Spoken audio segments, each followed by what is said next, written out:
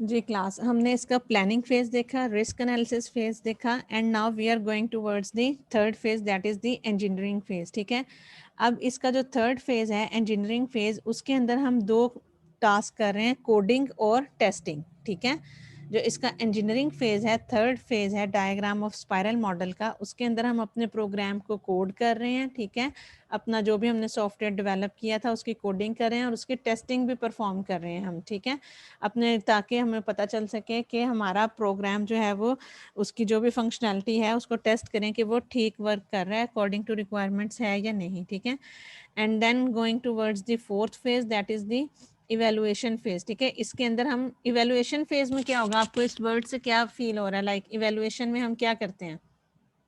जी अरुषा हयात, आप बताएं बेटा, इवेलुएशन फेज। मैम इवैल्यूएशन की फेज में हम इवैल्यूएट करते हैं कि कस्टमर की इवैल्यूएशन में कस्टमर यानी कि उस प्रोडक्ट को देखता है कि वो उसकी रिक्वायरमेंट्स के मुताबिक है या नहीं। ठीक है, महविश आप बताएं, evaluation phase, roll number 16725, Mahvish. Yes ma'am, ऐसा ही होता है कि वो कस्टमर देखता है कि सारी रिक्वायरमेंट्स उसके लिए ठीक है या नहीं। जी, अच्छा कस्टमर क्यों देख रहा होता है? इरम आप बताएं, एंड पर जब भी हम कहते हैं इवेलुएशन फेज में या इवेलुएट, हम कहते हैं भी कस्टमर इवेलुएशन, इसके अंदर हम कस्टमर से क्यों इवेलुएट करवा रहे हैं?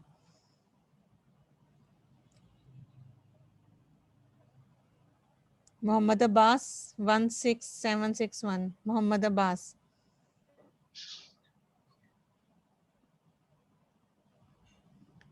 जी मोहम्मद अब्बास, मोहम्मद अब्बास क्लास में?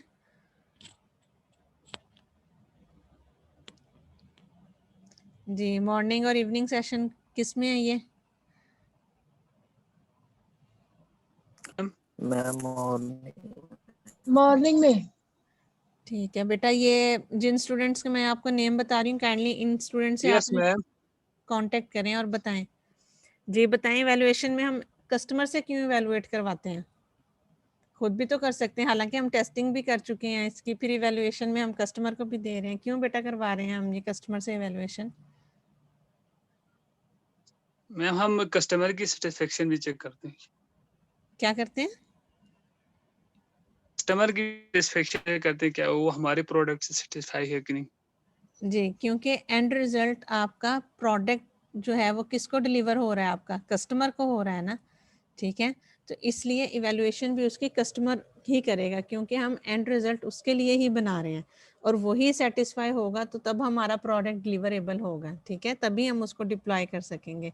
तो इसलिए हम लास्ट जो फेज़ है इवैल्यूएशन का, उसमें हम कस्टमर से इवैल्यूएशन करवाते हैं। ठीक है, यस सो मैम।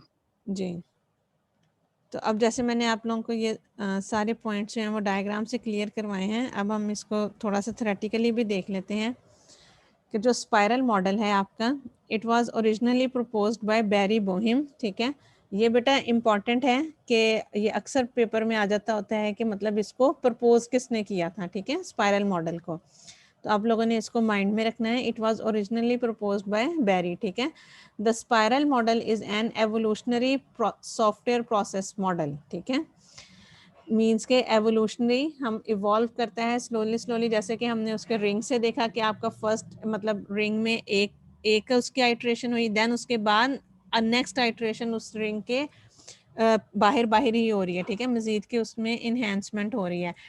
तो बेसिकली जो आपका जो स्पाइरल मॉडल है ना, ये आपका इंक्रीमेंटल मॉडल भी है। ठीक है, क्योंकि उसमें भी आपके इसी तरह ही फेजेस इवॉल्व हो रहे थे और इसमें भी आपके फेजेस इवॉल्व होते हैं। ठीक है, the spiral model is similar to the incremental model with more emphasis placed on risk analysis. ठीक है, इसके अंदर जो आपका रिस्क एनालिसिस फेज है उसके ऊपर आप ज़्यादा एम्फोसिस देते हैं। अच्छा, रिस्क एनालिसिस फेज के ऊपर हम क्यों इतना ज़्यादा मतलब जोर देते हैं, बताएं, anyone in the class?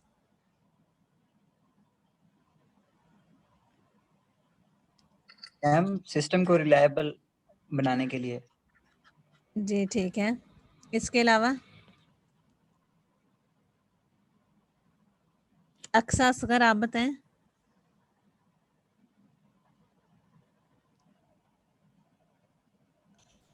Ma'am क्योंकि रिस्क एनालिसिस में हम वो प्रॉब्लम्स आइडेंटिफाई करते हैं। अगर इसी फेज में हमारी कोई प्रॉब्लम रह जाती है, हम करेक्टली से आइडेंटिफाई नहीं कर सकते, तो फिर हमारा पूरा जो प्रोजेक्ट है वो उसमें प्रॉब्लम हो जाएगा। इसलिए हम इस फेज पे ज़्यादा जोर देते हैं।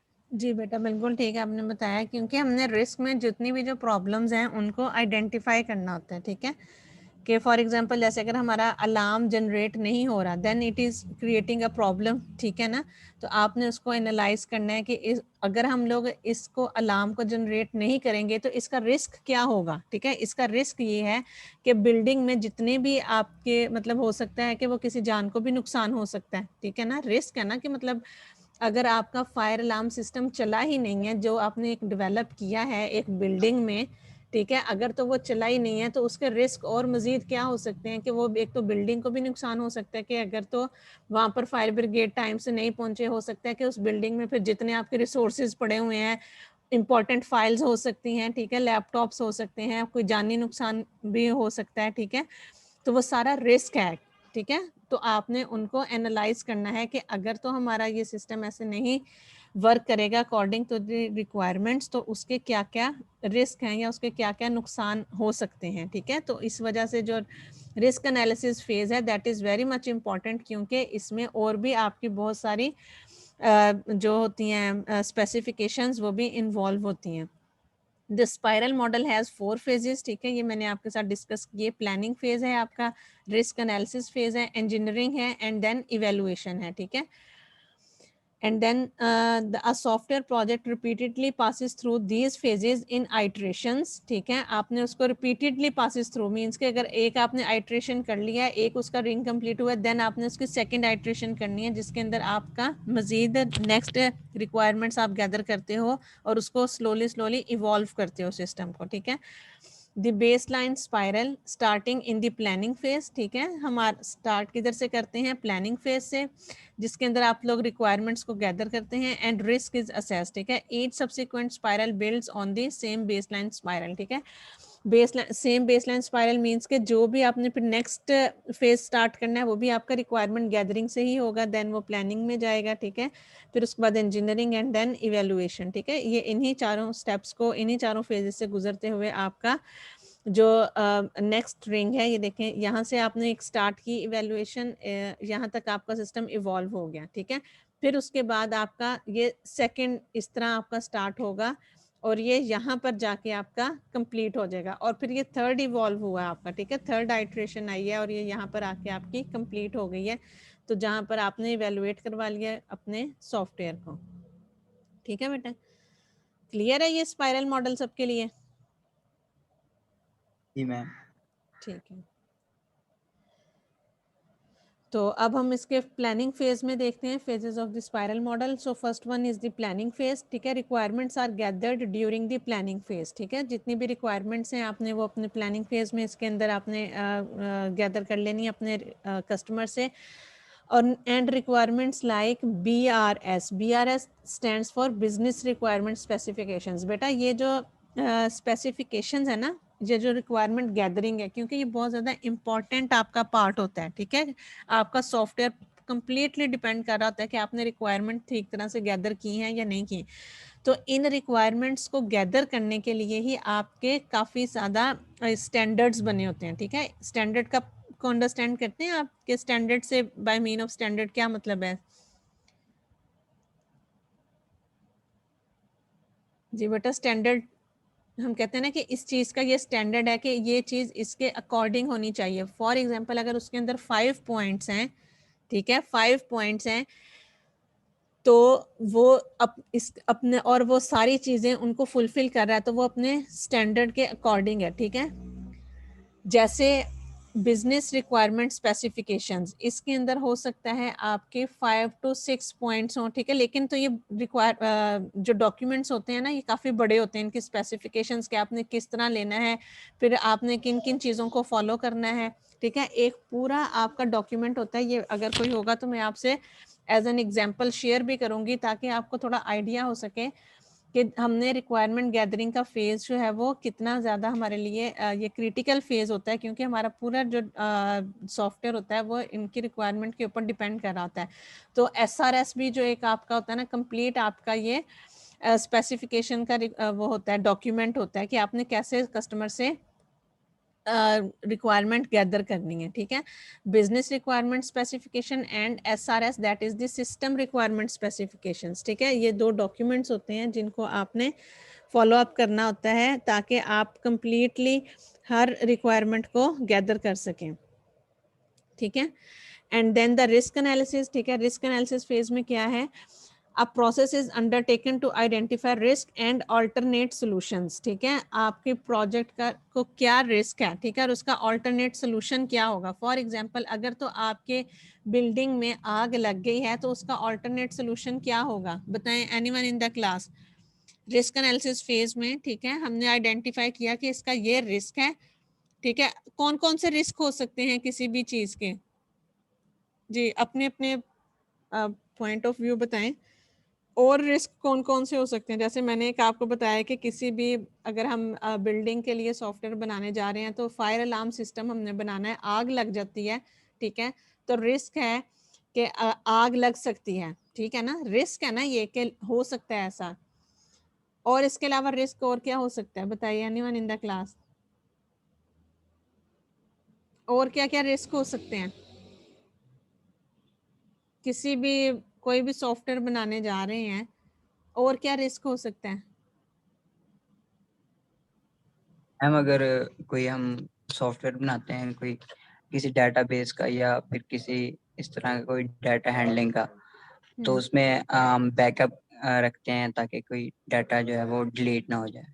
जी बिल्कुल ठीक है, क्योंकि रिस्क है ना कि डाटा जो है वो डिलीट हो सकता है, तो उसका ऑल्टरनेट सोल्यूशन क्या हुआ, आपने उसका बैकअप जनरेट कर लिया, वेरी गुड एग्जांपल। इसके अलावा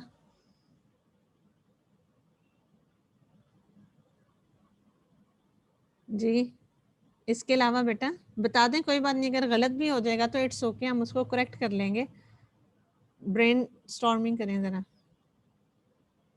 और बेटा और क्या क्या रिस्क हो सकते हैं।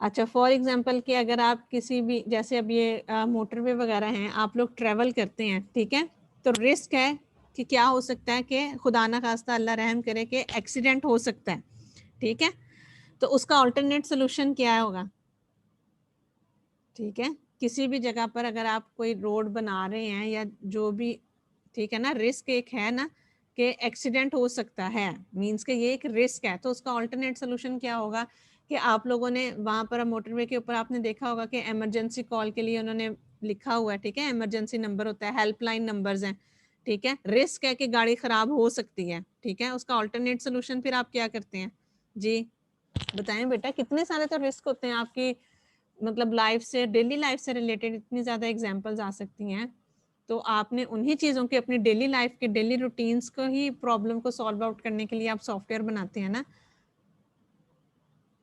जी क्लास।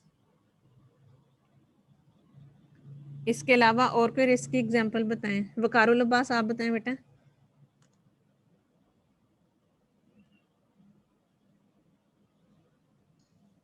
मैम हम सबसे पहले ये भी देखेंगे कि कोई भी सॉफ्टवेयर डेवलपमेंट में कि हमारे पास जो सॉफ्टवेयर हम यूज करेंगे तो उसका हैकिंग रिस्क भी होगा हमारे पास, और उसको भी हम कवर अप करने के लिए कुछ ऐसा सिस्टम बनाएंगे कि हमारे सॉफ्टवेयर को या सिस्टम को कम से कम सबसे लोएस्ट लेवल पे हैक किया जाए। नहीं नहीं नहीं बेटा, आपने एग्जाम्पल ठीक बताई है, लेकिन उसका जो अल्टरनेट सोल्यूशन है ना, उसमें आपने लोएस्ट लेवल पर हैक किया जाए, ये टर्म इस तरह यूज नहीं करनी, आपने ये कहना है कि हमने अपना सॉफ्टवेयर को सिक्योर बनाना है, तो हमने उसके ऊपर अपनी सिक्योरिटी मेजर्स इंप्लीमेंट करनी है, ठीक है जी जी। Thank you. तो आपकी जो वेबसाइट है वो सिक्योरली डेवलप हो, ताकि रिस्क है ना कि वो हैक हो सकती है, किसी भी वेबसाइट को या कोई भी डेटाबेस है उसका रिस्क क्या है कि वो हैक हो सकती है, और उसका अल्टरनेट सोल्यूशन क्या है कि आपने उसके ऊपर सिक्योरिटी मेजर्स,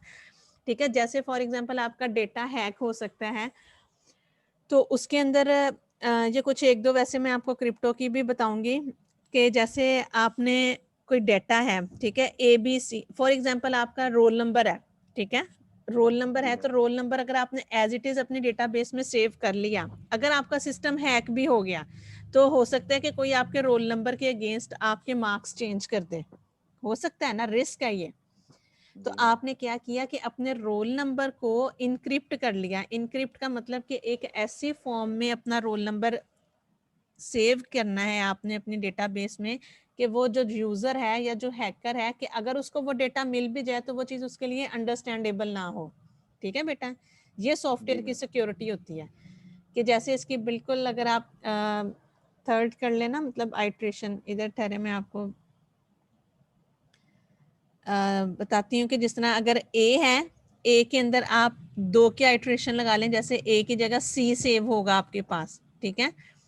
जैसे अगर फॉर एग्जांपल आपका नाम वकार है, डब्ल्यू के बाद XYZ, ठीक है, डब्ल्यू की जगह आप क्या डालेंगे, जी, ए की जगह क्या डालेंगे, सी, क्यू की जगह क्या डालेंगे, आर, एस के बाद टी, ठीक है। आपका नेम जो है वो 2 लेटर्स की रोटेशन के साथ आ रहा है। अंडरस्टैंडिंग हो रही है आपको इस बात की जो मैं आपको बता रही हूँ कि अब देखने वाला जो होगा वो कहेगा कि ये पता नहीं क्या RSMT लिखा हुआ है, लेकिन आपको पता होगा कि अगर मैं 2 लेटर पीछे करूंगा तो ये मेरा नेम बन जाएगा, वकार बन जाएगा। ठीक है बेटा, तो इस तरह आपके सॉफ्टवेयर को जो भी रिस्क वगैरह होते हैं आपने उनकी सिक्योरिटी मेजर्स लगानी होती हैं ताकि वो किसी भी हैकिंग वगैरह से बच सकें। ठीक है, वेरी गुड आंसर बेटा, थैंक यू मैम जी। तो इसके अलावा फिर उन्होंने यही आपको हम रिस्क एनालिसिस में बताते हैं कि अ prototype is produced at the end of the risk analysis phase. बेटा इस तरह थोड़ा डिस्कस किया करें ताकि आपको पॉइंट्स जो हैं वो मज़ीद क्लियर हों। ठीक है, अगर कोई चीज़ अगर आप लोगों के लिए क्योंकि कुछ चीज़ें ऐसी होती हैं जो पूछने से ज़्यादा क्लियर हो जाती हैं, ठीक है, तो इसलिए अगर आपको कोई चीज़ नहीं समझ आ रही या कोई एग्जाम्पल दे दिया करें या जिस तरह भी आपको अंडरस्टैंडिंग किसी वर्ड की नहीं हो रही तो आप पूछा करें, पूछने से चीज़ें जो होती हैं वो मज़ीद क्लियर हो जाती हैं आपके लिए। If risk any risk is found, जी जी ये बेटा कोई क्वेश्चन है? नहीं, मैंने कहा मैम पूछेंगे इंशाल्लाह नेक्स्ट। अच्छा चले ठीक है। देन आपका आता है इंजीनियरिंग रिस्क एनालिसिस में हम क्या पढ़ रहे थे कि if any risk is found during the risk analysis then alternate solutions are suggested and implemented. ठीक है, तो आपने देखा है कि अगर हमारे सॉफ्टवेयर को ये रिस्क है, ठीक है, तो आपने उसका अल्टरनेट सोल्यूशन ज़रूर देना है कि अगर तो ऐसा हो जाता है तो मैं जो हूँ वो इसका अल्टरनेट सोल्यूशन ये है कि मैं इसको चीज़ को या इस प्रॉब्लम को इस तरीके से हैंडल करूँगा। ठीक है, and then comes the engineering phase. In this phase the software is developed along with testing at the end of the phase. ठीक है, इसके अंदर कोडिंग एंड टेस्टिंग आपकी परफॉर्म की जाती है। रिस्क एनालिसिस फेज आप लोगों के लिए न्यू था, उसको मैंने आप लोगों के लिए काफ़ी क्लियर किया है। और कोडिंग का आपको पता है कि आपने किसी भी जब अपना सॉफ्टवेयर की डिज़ाइनिंग करते हैं देन उसके बाद आपने उसको कोड करना है किसी भी लैंग्वेज के अंदर एंड देन उसकी टेस्टिंग हमने परफॉर्म करनी है। टेस्टिंग भी हम लोगों ने काफ़ी तरह की पढ़ी हुई है, unit testing, integration testing, system testing. ठीक है, एंड देन आपका इवेलुएशन फेज है। इवेलुएशन फेज के अंदर आप लोगों ने अपने जो भी एंड रिजल्ट है या आपकी एंड प्रोडक्ट है आपने उसको कस्टमर को हैंड ओवर करना है ताकि वो उसको इवेलुएट कर सके, उसको चेक कर सके कि ये मेरी अकॉर्डिंग टू रिक्वायरमेंट्स है या नहीं। ठीक है, this phase allows the customer to evaluate the output of the project, ठीक है, to date before the project continues to the next spiral. ठीक है, नेक्स्ट स्पाइरल के लिए या नेक्स्ट फेज के लिए या नेक्स्ट जो भी उसका स्प्रिंग है, हम उसकी नेक्स्ट आइट्रेशन है, ठीक है, उसमें नेक्स्ट में जाने से पहले आपने हर आइट्रेशन के एंड पर उसको इवॉल्व करना है, उसको चेक करना है, कस्टमर से उसकी इवेल्युएशन लेनी है। ठीक है, फिर उसके बाद अब हम इस मॉडल के एडवांटेजेस एंड डिसएडवांटेजेस देख लेते हैं कि changing requirements can be accommodated. ठीक है, क्योंकि हम लोग रिंग में इवॉल्व हो रहे होते हैं ना, और चेंजिंग्स तो आ रही होती हैं क्योंकि हम आहिस्ता आहिस्ता इवॉल्व कर रहे होते हैं। ठीक है, अब हम कहते हैं कि मज़ीद अब हमने इस सॉफ्टवेयर के अंदर ये वाली फंक्शनैलिटी भी अगर ऐड करनी है तो वो अकॉर्डिंग टू दी रिक्वायरमेंट हो और रिक्वायरमेंट को इनकॉर्पोरेट भी करे। ठीक है, तो चेंजिंग इसके अंदर हम कर सकते हैं, अकोमोडेट की जा सकती हैं। Allows extensive use of prototypes. ठीक है, इसके अंदर प्रोटोटाइप्स काफ़ी ज़्यादा बनते हैं, क्योंकि इसके अंदर हम रिस्क एनालिसिस फेज के अंदर काफ़ी ज़्यादा जोर दे रहे होते हैं, ठीक है। तो इसलिए इसका प्रोटोटाइप्स जो होते हैं वो यूज़ काफ़ी ज़्यादा होता है इनका, क्योंकि हम लोग ज़्यादा जोर ही इसके अंदर रिस्क एनालिसिस फेज के ऊपर देते हैं।